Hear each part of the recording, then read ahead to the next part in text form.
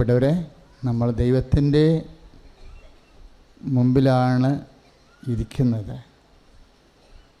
ആ ഒരു സന്തോഷം നിങ്ങളുടെ മനസ്സിലുണ്ടാവണം. കാര്യം ആത്മീയ സന്തോഷത്തിൽ കുറേ ചേരുവകളുണ്ട്. ആത്മീയ സന്തോഷത്തിൽ ദൈവത്തിൻ്റെ സാന്നിധ്യത്തിൽ സന്തോഷിക്കണമെന്ന് പറയുമ്പോൾ, ഇപ്പം നമുക്ക് ചില വ്യക്തികളെ കാണുമ്പോൾ നിങ്ങൾക്ക് അല്ലെങ്കിൽ എനിക്ക് ചിലപ്പോൾ സന്തോഷമുണ്ടാകും, ചിലപ്പോൾ ദുഃഖമുണ്ടാകും, ചിലപ്പോൾ ഒരു താല്പര്യക്കുറവുണ്ടാകും.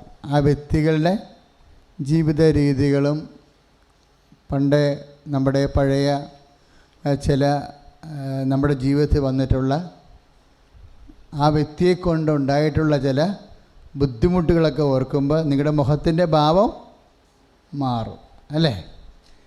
അപ്പോൾ ആ വ്യക്തിയും നിങ്ങളും തമ്മിലുള്ള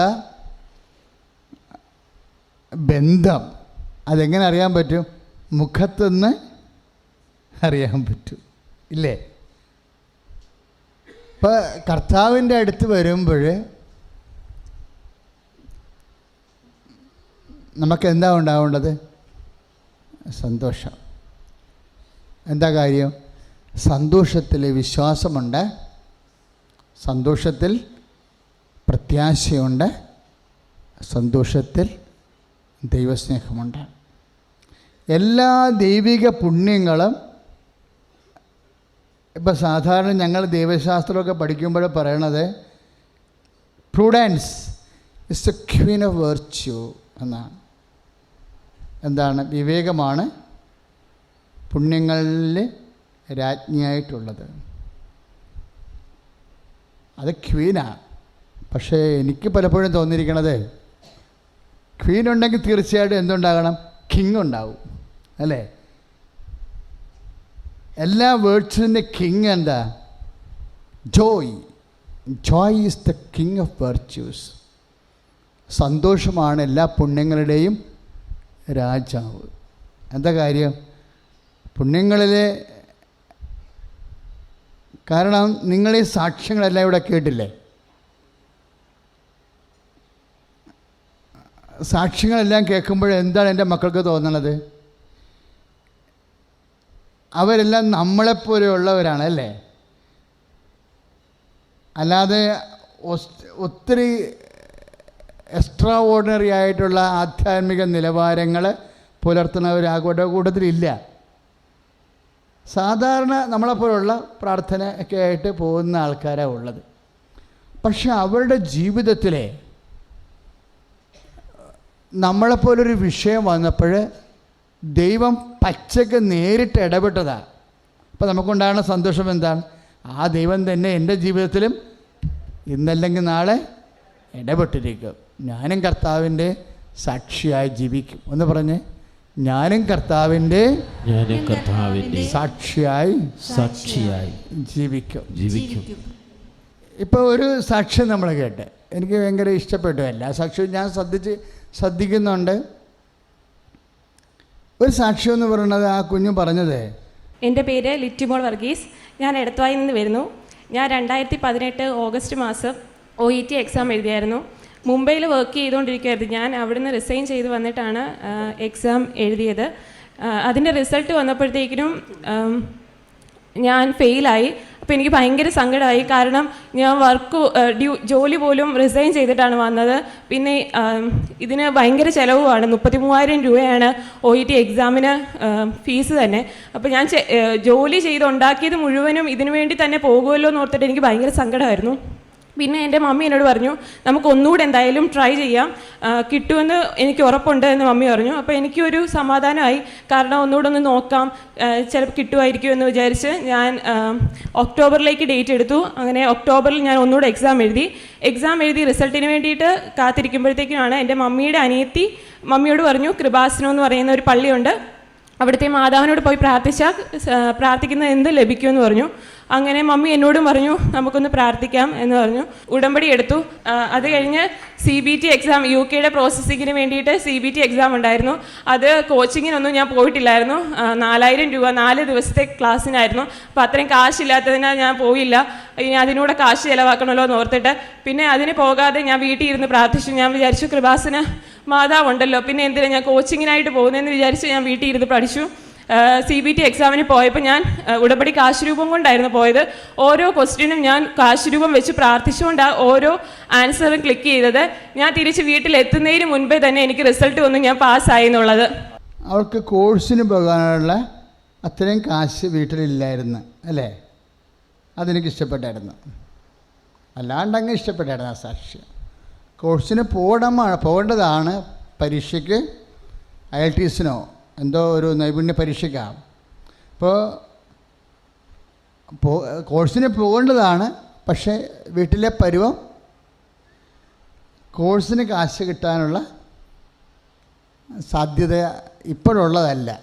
അപ്പോൾ എന്ത് ചെയ്ത് അവളെന്നാ ചെയ്ത് തണുക്കെ ഇരുന്ന് പ്രാർത്ഥിച്ചു. ഉടമ്പടി ചെയ്തിട്ട് അമ്മയെ ആ കേസിൽ കക്ഷി ചേർത്ത്. ഉടമ്പടി എന്ന് പറയുന്നത് അമ്മയെ കക്ഷി ചേർക്കണ ഒരു പ്രാർത്ഥനയാണ്. നിൻ്റെ കേസിൽ അമ്മയെ കൂടി ടാഗ് ചെയ്തെടുക്കും. ഇപ്പം ഞാനിപ്പോൾ പ്രാർത്ഥിച്ച പ്രാർത്ഥന എന്താ? ടാഗ് പ്രയറാണ്.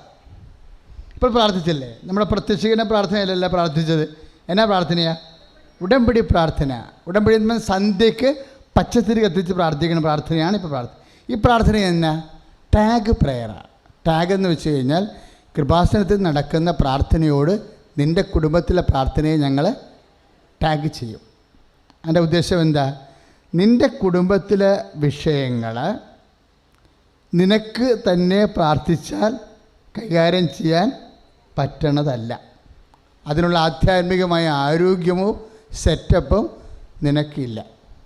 അപ്പം നീ അമ്മ മാതാവിൻ്റെ തിരുസന്നിധിയിൽ ഇവിടെ ഉടമ്പടി ചെയ്യുമ്പോൾ അമ്മ മാതാവ് പ്രത്യക്ഷപ്പെട്ട അതേ സ്ഥലത്ത് വെച്ച് നടക്കുന്ന എല്ലാ ആരാധനകളും, ആയിരക്കണക്കിന് മനുഷ്യരുടെ ആരാധനകളാണ് നിൻ്റെ ഒറ്റ വിഷയത്തിന് വേണ്ടി ടാഗ് ചെയ്തിരിക്കുന്നത്.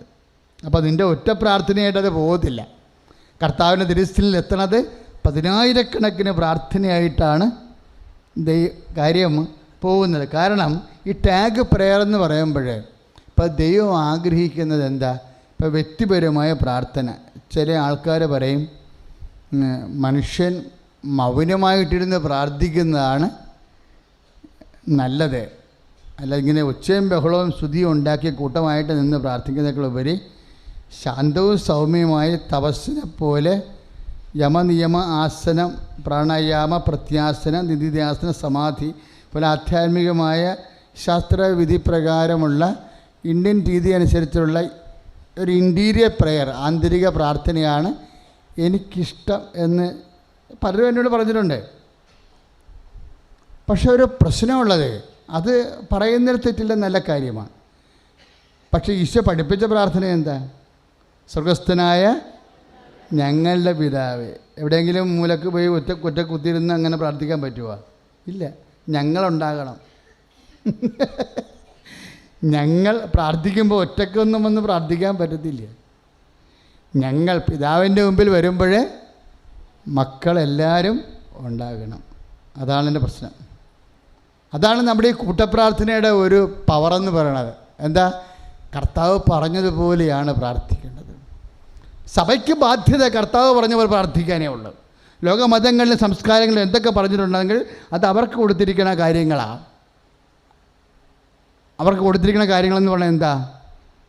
ഹെബ്രായ ലേഖനം 1:1 പൂർവ്വകാലങ്ങളിൽ പല പ്രവാചകന്മാർ മുഖേന ദൈവം നമ്മുടെ പിതാക്കന്മാരോട് സംസാരിച്ചിട്ടുണ്ട്. എന്നാൽ ഈ അവസാന കാലത്ത് തൻ്റെ പുത്രൻ വഴി നമ്മളോട് സംസാരിച്ചിരിക്കുന്നു. കൈ അടിച്ചു കർത്താണ്.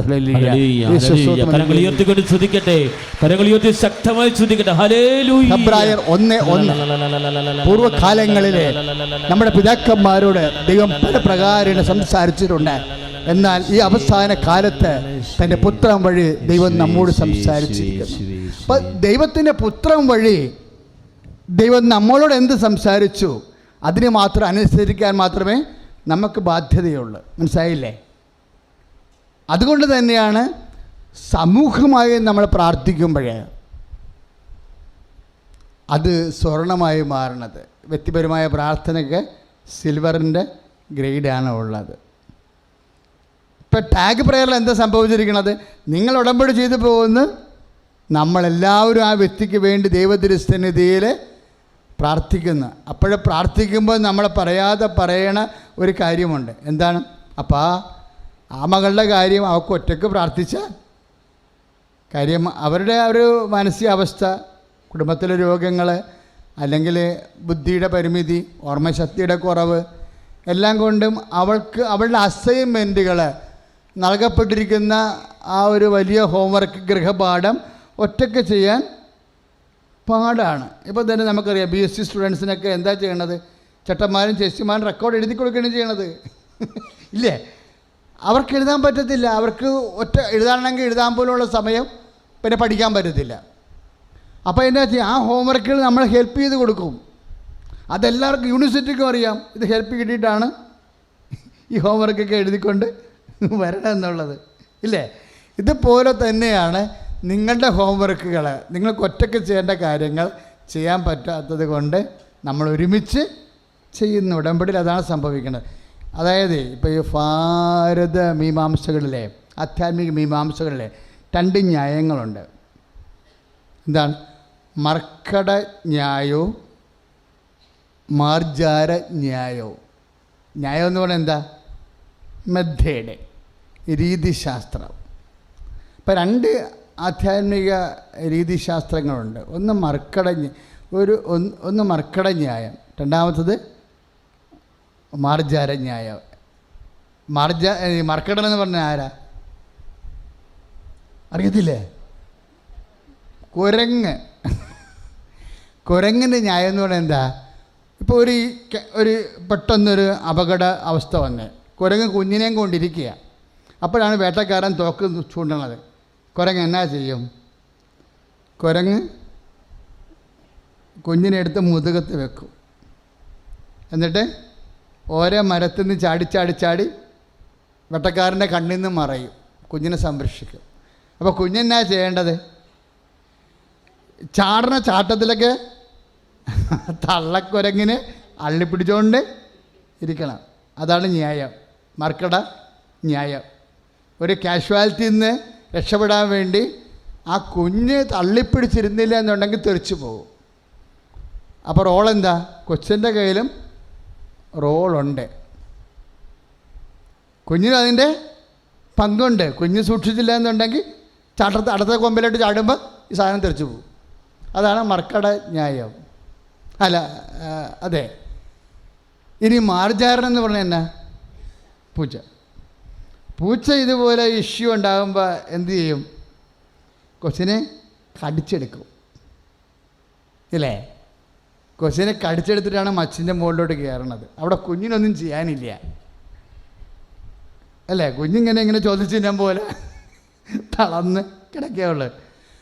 ചാടണത് ഓടണം ആര്? തള്ളപ്പൂച്ചയായിരിക്കും ചാടണത് ഓടണത്.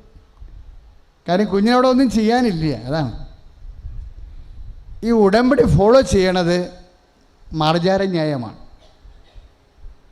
എന്താ കാര്യം? കുഞ്ഞിനവിടെ ഒന്നും ചെയ്യാനില്ല. ഇപ്പം ആ അമ്മകൾ പറഞ്ഞില്ലേ 9 കൊല്ലമായിട്ട് പ്രഗ്നൻ്റ് ആകുന്നില്ല. ആ സാക്ഷ്യം കേട്ടില്ലേ നിങ്ങൾ? എൻ്റെ പേര് ലിസ സോജൻ. ഞാൻ ചങ്ങനാശ്ശേരിയിൽ നിന്ന് വരുന്നു. ഞാൻ എൻ്റെ മകൾക്ക് എൻ്റെ ഉടമ്പടി എടുത്ത് എൻ്റെ സാക്ഷ്യം പറയാനാണ്. അവൾക്ക് കല്യാണം കഴിഞ്ഞിട്ട് 9 വർഷമായി, മക്കളില്ലായിരുന്നു. അവളെ കെട്ടിച്ചതാണെങ്കിൽ വീട്ടിൽ ആണും പെണ്ണുമായിട്ട് ഒരു മോൻ മാത്രമേ ഉള്ളൂ. അവർക്ക് വളരെ സങ്കടമായിരുന്നു. അപ്പോൾ എൻ്റെ ഒരു ബന്ധു പറഞ്ഞു ഇവിടെ വന്ന് ഉടമ്പടി എടുത്ത് പ്രാർത്ഥിക്കാൻ. ഞാനങ്ങനെ ഉടമ്പടി എടുത്തു. അത് കഴിഞ്ഞ് ആ പിറ്റേ ആഴ്ച തന്നെ ഞാൻ ആ തൈലവും ആ ഉപ്പും എല്ലാം ആയിട്ട് ഞാൻ ഖത്തറിന് പോയി. അവൾക്കെന്നും വിശ്വാസപ്രമാണം ചൊല്ലി അതെല്ലാം പെട്ടിക്കൊടുക്കുകയും പ്രാർത്ഥിക്കുകയും ചെയ്തതിൻ്റെ ഫലമായി ഇപ്പോൾ അവൾ 2 മാസം ഗർഭിണിയാണ്. 9 കൊല്ലമായിട്ട് പ്രഗ്നൻ്റ് ആകുന്നില്ല. അപ്പോൾ ഇനി എന്താ? ശാസ്ത്രത്തിന് അവിടെ ഒന്നും ചെയ്യാനില്ല. ഇനി ശാസ്ത്രത്തിന് ചെയ്യാനുണ്ടെങ്കിൽ തന്നെ അത് ചിലപ്പോൾ ലക്ഷങ്ങളും കോടികളും മുടക്കുള്ള ചികിത്സയായിരിക്കും. അതിന് ആ കുടുംബത്തിന് ആപത്തില്ല, അവിടെ റോളില്ല ആ കുടുംബത്തിന്. ഈ ന്യായം മാറണത് എപ്പോഴാണ്? വിഷയം വ്യക്തിയേക്കാൾ വളരുമ്പോഴാണ്